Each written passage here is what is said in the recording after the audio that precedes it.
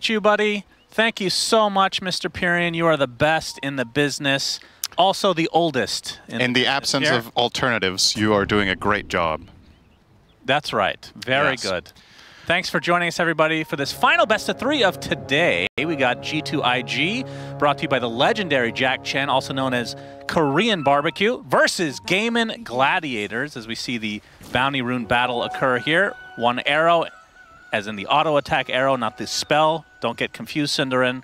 What are your thoughts on this matchup? Well, I think it's fair to say that history would expect a Gaimin Gladiators victory here. This is one of the teams that G2.iG across this year, and I think since the formation of the team, has struggled with the absolute most in international tournaments. And a big part of it has been because G2.iG's playstyle in the last year has been a little bit slow to build up in the early game. And guess what? Gaimin Gladiators are one of the teams that we've seen in the last year that dominate the lanes and snowball the games the hardest. And that's what I would like to see today G2.iG avoid, is to just get rolled over, get out of the early into the mid game on somewhat even terms so that you can actually bring a fight to Gaimin Gladiators. Because honestly, out of all the matchups today, this is the one where I favor one team the most. Now that said, that also means that if G2.iG could somehow pull out a victory in this series, that would be huge for their momentum going forward if they could finally overcome their big Achilles heel over this entire year. Having that in round 1 probably isn't the most inspiring, but I guess on the other hand, pressure's off, right? Yeah, you're not expected to win this one. Well, Nouns weren't expected to win the last series. That is true. Other than with you. You apparently did call it somehow. Just I did not. I just said I wasn't. You just used all your luck on that man. one call, Cinderin. Look, I appreciate you giving me Nouns. credit that I didn't even earn, because I didn't call they were going to win. I said I wasn't surprised, because I thought Nouns are actually looking pretty good when they're playing well. And, you know, any given series when you're hot, and maybe the enemy team isn't playing their absolute best, the difference in skill between the teams at this tournament is small enough that any team can take a game off each other. We've seen that multiple times already. I think that's true for the last few TIs at the very least. It's not like the old days, you know, where a team like Digital Chaos would show up, people would just dumpster all over them, underestimate them, and then they end up going second place somehow. Just crazy. Wow, just crazy. It's amazing. They must have had a manager that was really good at Counter-Strike. That guy is legit. Insane. Anyway, back to the game. Quinn in the mid lane playing the Sand King versus Nothing to Say's Pangolier. How does this matchup generally go? I mean, I would say on paper probably Sand King favored, specifically because I think the heroes both will be able to find farm in the lane itself, but as we've seen in other Sand King mid situations, Sand King can pull the wave and also farm an additional side camp. So Quinn should be able to get more value out of the lane when he hits higher levels, just from that efficiency play. Pango can, in theory, do the same. He's just not as fast at it and as efficient, so Sand King should pull ahead. But, you know, as far as Pango matchups go mid, that hero has some matchups that are really bad. I don't think this is one of them. I think you're okay, and for Pango, a lot of the time, that's good enough. Yeah. I mean, how often is Pango favored in a lane? That's a good Very point. Seldom. How often is he favored in Dota in general at this tournament is another question. I think it has one of the worst win rates with high amount of games. So, yeah, it's not great. I think it's we just saw it on screen there. Sub 30 is not looking too hot, but Nothing to Say is trying to change that narrative. That's user error at the end of the day, Cinder. Definitely a good hero. Yeah, Pango cannot be bad. We've learned, they've tried to nerf him how many times and he's still good. So, just too small of a sample size. Keep trying, guys. Speaking of small sample size, I think it's, what, 11 games or so of Luna so far, but it's super, super high win rate. Yeah. And I believe your prediction, going to put words in your mouth here, she will be a first phase ban or pick later in the tournament. I think she will be bumped up in priority. Currently, she's 9-2. Her games have been looking really convincing overall. I think this is, for me right now, in my power rankings, the best carry in the patch. And yeah, it's entirely possible that she gets bumped up. Let's see, Baboka, 5 stacks of Shadow Poison. See you later. That is a lot of damage. And Celery's actually going to live. Yeah, that's surprising as well. So, good first blood for Gaimin. I mean, this is an old school combo. Disruption into LSA. I mean, they have the arrow as well if they want to transition the Mirana over.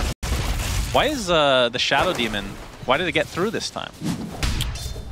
Yeah, so G2.iG banned, especially in one particular hero, I'm trying to remember, there was one that isn't a standard ban right now. They went for the Lone Druid ban, right? So that opens up for an additional hero that you maybe wouldn't usually see getting through in the SD this time. And then they snagged the Ench themselves, that is usually rated very high for Gaimin Gladiators as well on Celery. So it seemed like a targeted approach against this team to really get their hands on the Ench and changing that dynamic up a little bit. Yep. So Ace gets to play his Underlord. So yep. He has a few heroes up his sleeve that he just dominates with, for sure. Yep. Great aura carrier. Yeah, absolutely. And they were talking about on the panel the fact that Shadow Demon can purge some of these buffs, like the Crimson Guard and whatnot. But the side of Gaimin Gladiators not having to worry about that at all, as Quinn making his way over into the jungle. Probably not going to be too happy to see the double spawn of Gaimin there, as I like to call the Mud Golems. Double spawn of Gaimin. Actually, I guess I should call them Spawn of Gods, I suppose would be more fitting. If you remember that. Nope. You don't remember Golem Get You Gone? No. Really? Is this a meme? Yes. Oh, wow. That's oh, my goodness. Do you think I keep up with memes? That's actually the meme, is I don't know memes very well. That is fair. Mid lane, we can see the CS. Quinn is winning right now. Of course, some of that is the jungle, but nothing to say. Not too far behind regardless. I mean, in terms of levels, pretty close. And who's the first hero to transition over? The 6-minute power rune is about to come up. Yeah, it's largely going to be dictated by that, isn't it? Unless, I mean, I suppose on paper, the G2.iG lineup would really like to make a move to activate their Ench, and Pango can combine with that very well for a potential tower dive. Uh-oh, top lane. And LSA. It'll be fine, but yeah, the pressure on to JT here. JT was trying to turn things around. Nothing to say. He's going to pop his Rolling Thunder. Will connect onto Celery. Baboka makes his way over as well with the Centaur Stomp. That is, well, it almost was a perma-stunt, but regardless, they get the kill onto Celery. So there is that combination of heroes, but not in the way I was imagining. This was a response rather than them taking initiative and diving the carry in the tower. Ideally, Pango would have loved to make this rotation as the siege creep is under the tower, because then Ench can flank, you bring a big creep, you dive the carry, and if your play is successful and the enemy team can't respond, you might have even taken a tower minute 7. But with this Rolling Thunder used here, that's kind of the end of the play, and things are going to mellow down a little bit here. So overall, I think for Gaimin Gladiators, only losing an SD there is completely fine in the grand scheme of things. And as it looks, the Wisdom Runes will also be quiet this time around. Just Tofu is covering this in case of any shenanigans, but nobody... I feel like most games we've been seeing, this is the exception, of course, that we're watching, we've been seeing entire teams show up for the first couple Wisdom Runes. Why do you think that is suddenly becoming a thing? Because we've talked about it ourselves amongst, you know, the idiots that watch us and listen to us generally, that wisdom is super important. Very toxic. Is dead. This just in. Nice Suns gang. fan hates the audience. I mean, you'd have to be dumb to want to listen. All right, well, I like you guys, okay? Big kill, though, for G2.iG. Yep, that's the one you would have loved to see them get maybe a little bit earlier, but they do get the Lina kill and try to turn it into a tower push. In response, Gaimin Gladiators will go for the same. So to answer your question about the Wisdom Runes, I think it's very game-specific whether the lineups kind of make sense at doing it. If you're going for a rotation to the Wisdom Rune, to make it less obvious and to make the move more economic, you want to push out your waves first. And really, depending on timing, with who has resources, who has the runes, that can be harder or easier. Some decent damage here from Quinn. He has the haste rune now, but the Sandstorm won't be able to follow him at his speed to really stick. So he can't commit for the kill, but it will be handy to have later if he looks for a fight. Gotta say, nothing to say being top of the net worth here is surprising to me. That is a good look right now for the Pango. Is behind an experience against Sand King as expected, but the gold is there. Yep, definitely off to a good start. Looking at a fast Mage Slayer. Burrow Strike will find Monet. Level 5 right now on the Luna. Baboka going to force Quinn back, although we have a Fiend's Gate coming in. Is he going to cancel that? He did. Indeed he did. Nothing to say. Going to spot a couple more towards the river here from Gaimin Gladiators' side.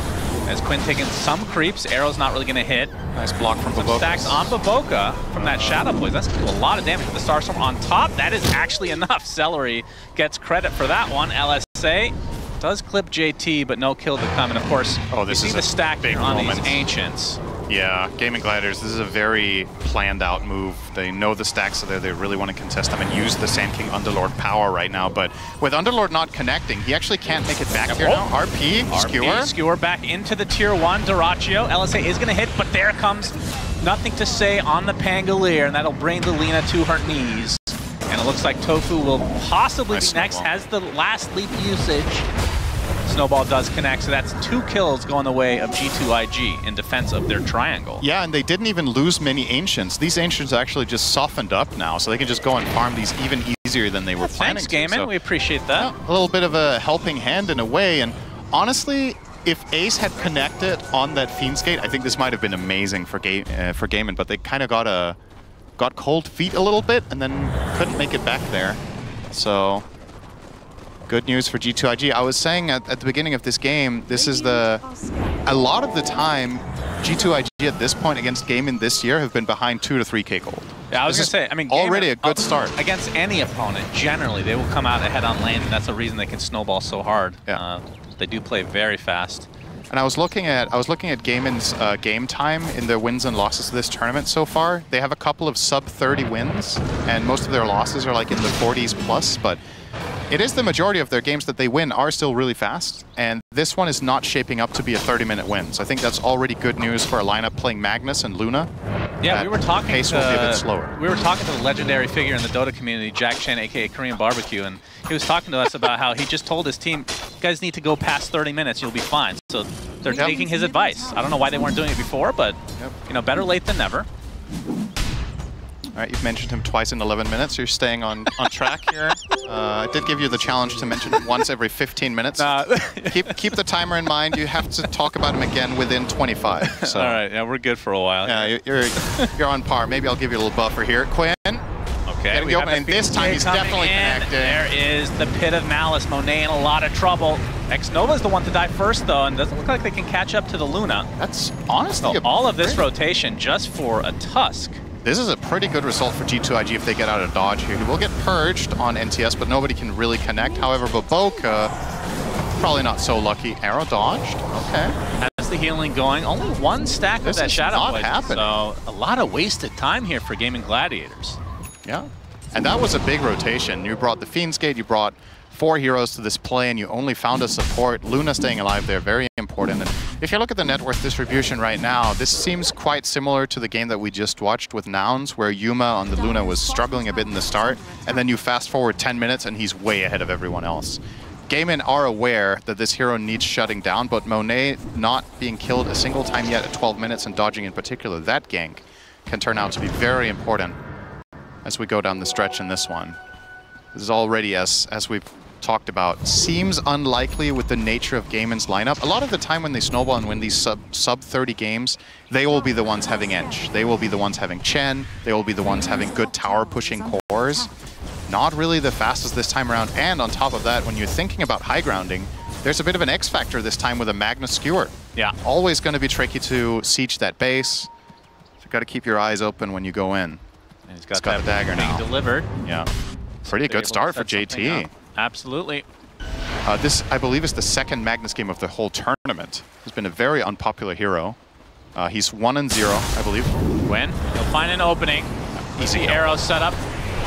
Although the snowball will delay things, and some allies are coming over. He gets to the high ground. That's a big shield crash from Nothing to Say. He gets the Rolling Thunder off as well. Looks like they might have to just settle for the Shadow Demon, but still, no kill is going the way of Gaimin Gladiators. When I said easy kill, I meant Shadow Demon. Yeah, of course. No, I understood that. Yeah, I speak fluent Cinderin. Drinking buddies is one hell of an ability. You always need to remember. I'm like, okay, this Tusk is dead. There's nobody around. But if anybody comes remotely close, he can actually just find his way out. So it's a cool ability for a little bit of a nice escape. I feel like that one might get nerfed a little bit. Why don't you just buff the other one? In cast range, as we're seeing here that this is a very serene game being pointed out by our lovely observers. There's 6 Seeds of Serenity. That's a lot. In this one, 2 shovels. Shovel's really nice now that you can always get a water rune. Yep. It's kind of a crazy one. But obviously the backup to the Seeds of Serenity, apparently. Yeah. Everybody just loves that. Of course, Pango, a big fan of the Pursuit. Lance, there we go. Took me a second to remember that I thought you were having an aneurysm. Was a little bit worried there, but we're good. Medic actually, both things can be true at the same time. That's true. I'm okay for now, though. Thanks for... JT smoked up. Thanks for caring. Wanting to show off this Blink Dagger. Yeah, I was wondering if they were going to use the smoke to try to contest the 14-minute Wisdom, but they're respecting Gaimin's position on the map too much that this could just be a trap and be really high risk for medium reward, and they will just settle for potentially finding themselves a little Sand King snack here. I hear that Scorpions are the future of... Oh, my goodness, that reaction time. Very nice. Disgusting. Quinn is a filthy human being. Okay. Oh. All right, that was good. All right, we hate the fans, we hate Quinn. What's next? Do you still like Jack KBBQ Chen? Yeah, speaking of good. You mentioned it for me, I appreciate that. All right. Monet going to be taking some stacks here. I mean, now that RP is down, like how fast does Gaimin want to ramp things up? Because we talked about them being a fast team in general. What items are they waiting for? I just feel like in the nature of their lineup, this is not going to be that quick. You know, you want the Underlord to have ideally 2 auras, and probably your Lenas have BKB plus something, because she will be quite exposed in this one. Boca will be fine. They're just poking and prodding to see if they can bait some TP rotations, perhaps, and keep map control that way. Yeah, good question, really. I think... I never see the replay. A bit slow here from Gaimin. Was he smoked coming into this? Man. Yeah, very nice. So good. That is a TI play right there. Yep. From both players. Yeah, technically true. Quinn level 12 now. Uh-oh. Has a Whoa! little sub-tick action there. No big deal. That'll fix itself. Yeah. Would be quite a crazy bit. What do you think if a hero could do that? What? Make everything glitch? That's the Monkey King ult. It's old PL. The reason he fell out of favor in Pro Dota is that he doesn't lag the game anymore. Yeah. So people stop picking it. But imagine that. Imagine, you know the old faceless voice ulti in Dota 1 used to stun the entire map except yourself for 4 seconds. I remember you telling me this. I think that's slightly before my time. Allies and enemies. Everyone was stunned except you. Yeah, that's a cool feature. That's I believe a certain other game developer would call that anti-fun. Yeah. Yeah, for sure. Much like this conversation. Yeah. Anyway, so Gaimin Gladiators. That's me. Takes one to know one. If you need any anti-fun facts, just talk to me. Somehow that became really uninteresting. Usually I'm really into that, so. Yeah. Monet. Getting worse in my old age. Out here. Yeah, this is a big moment to dodge, but... Okay, we got the Burrow Strike. Looking for the arrow set up, but X-Nova takes it. Nice Pit of Malice, though. The Eclipse comes through. Trying to dissuade them from coming any further. Tofu taking quite a bit of damage, but an RP onto 2 heroes. Nothing to say with the Swashbuckle and his ult onto 3. He's going to use the roll-up as well as Ace. He's a bit isolated as the Gleifier is going to connect on 3 heroes in the meantime for Duracho. And now the aggression from Gaimin Gladiators continues. They get 2 kills on 2 cores. Epicenter to follow from Quinn. Nothing to say. Not going to have much to say after this. That is for damn sure. Although he is pretty tanky with that shield crash, and the Drinking Buddy's getting a little extra move speed, but a double Burrow Strike from Quinn, and the damage is just unbelievable from Gaimin Gladiators. Triple kill for Ace, and this is going to be a full team wipe at the 17-minute mark. Wow, ultra kill for Ace. And they're going to get a tier 1 to boot. Somehow, out of nowhere, they just blow this game wide open. That was actually such a close fight, and it ends 5-0. There were multiple heroes on Gaimin really, really low, but I think the instrumental part of this fight is that, sure, the Magnus and Pango are combining spells pretty well, but the Eclipse was already gone. You said the Luna was using it to protect herself, which is true, and that means, well, when you land all these big ults on the other heroes, do you have enough damage when the carry isn't offering it? I guess the ultimate conclusion is no. So you're going to see the replay here. Really nice play from X-Nova to eat that arrow with the Drinking Buddies, and Monet, defensive Eclipse, runs away here. We'll turn on Tofu and force him out, but there we go. 2-man RP and a nice combo from Pango, but there's no real backup here. So they use the Greaves on the Underlord, and they just stay alive on the whole team, and Duracho with a beautiful Gleipnir into 2-man stun, kind of seals the deal, but look how low they are. Yeah. I think he got stunned mid shield crash there as well, by the way. On Nothing to Say, he was mid-air, or that could have potentially been a couple of kills his way, but all of a sudden, according to history, Gaimin Gladiators will now pull significantly ahead of G2.iG. Brought to you by Jack Chen Korean Barbecue. So now 7K lead for Gaimin. They have the Aegis. That's what was happening, that little screen down there while we were looking at the replay. And I mean, this is a really early Roche in general, but hey, if you can get a huge team fight like that, you can do whatever the hell you want. So the question remains, Cinderin, what can G2.iG do to get back in this game? Obviously, they have a Luna, which has been a monster late game, but how do you get to that point against a team that is historically really good at ending the game early?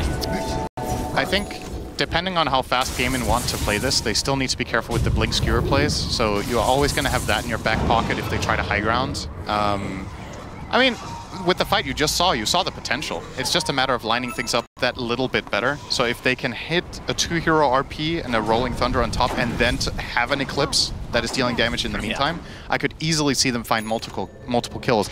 The tricky part is, with that big teamfight victory, the Underlord pipe is not that far away, and that's going to swing things in a big way. Well, they're going to try to skewer this time. Yeah, onto a tanky target. Ace already at half HP. Here comes the counter initiation from Quinn, showing off that Bloodstone. There's a Pit of Malice onto the 2 supports of G2.iG. It will likely fall very shortly here. Age is still intact as Dirachi just right-clicks JT casually. Nothing to say. Oh, just in time with that disruption to cancel the TP. And again, it's been 9 kills in a row, if I'm not mistaken, on the Gaimin Gladiators side. And the tower, and this was just a full-on deliberate bait from Ace.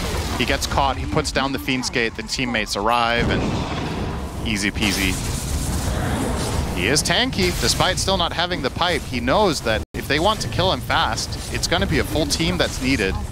And he just flat out baited himself there and got his team 4 kills with it. Nice and easy. This tier 2, can they actually finish it? I mean, the RP is still up, so they do have to respect Mr. JT on that Magnus. Radiant's middle tower is falling. And it looks like Monet and company will take out their Tormentor. Let's see what they get here. What's the prize? It's Boboka's Shard. Decent. Some more damage isn't bad here, getting the Sproink. It is, as we said, going to be the main problem here is, can you actually kill the game inside? And a bit of extra pure damage from Ench goes a long way against Greaves' Pipe. So first Aegis, already only 1 tier 2 tower remains for G2.iG. In this patch, that is, I mean, maybe for Gaimin it's more normal than others, but that's fast. Yeah. It's definitely hard times incoming now for the side of G2.iG. But I do think the mindset here should be we should look for a fight. I think if you keep giving Gaimin the map control, you're just kind of digging your own grave. Oh, he's actually going for it. Epicenter with the follow-up stun from the Mirana. Nothing to say, gets off the roll-up into the Rolling Thunder. Looks like he's going to be fine, actually. And Quinn's going to take a full eclipse, but there's the disruption from Celery to save him. But the RP onto 3 heroes with a huge skewer to follow. Do they have the damage to follow it up? Dirachi is actually standing his ground. Remember, he still has the Aegis. And after all of that, they get 4 kills on Gaimin's side, and all they lose is the Aegis, and it will likely just be a full team wipe again. Tofu does die, so finally a kill for G2.iG, but my goodness, this escalated quickly. Yep, as we said 10 minutes ago, this one is not going to be sub 30. But then, I guess, then everything just went right for one team and wrong for the other, and here we are. It happens. I think 7 minutes ago, this was dead even in net worth. That's how I remember it. So Gaimin have effectively gained 2,000 gold per minute over the enemy team, and they're getting 2 lanes of Rex. They just hit critical mass. They got 2 tanky. Will they get 2? I mean, it's so early that the respawn timers are very fast. I don't know if G2.iG can defend without RP and that's true. The Rolling Thunder. They are going to show them their respect here that is a potential play, and I don't mind it. You know, you're in total control of the game at this point.